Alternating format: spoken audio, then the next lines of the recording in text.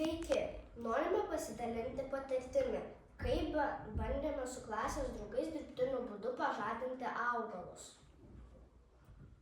Į klasę atsinešėme plastikinį buteliuką bei medžių ir krūmų šakeles.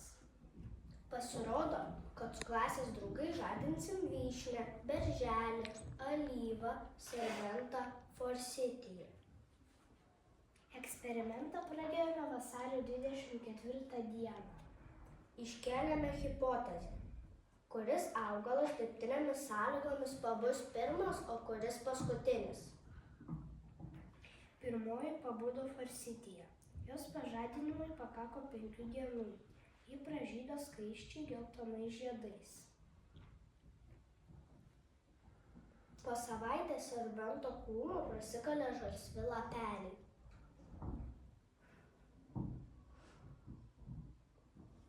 Nuo serbentų neatsiliko vyšnia ir alyva. Jos pasipuošė žaliais pumpurėliais.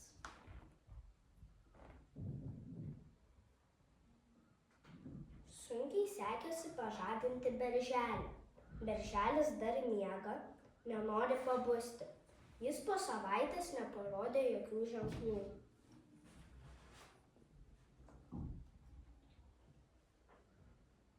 Po 2 savaičių pražydo vyšnia.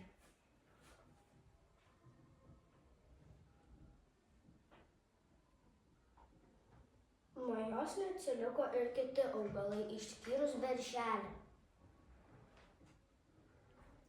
Įpusėjus 3 savaitei pagaliau pamatėme pirmus berželio pumpurėlius.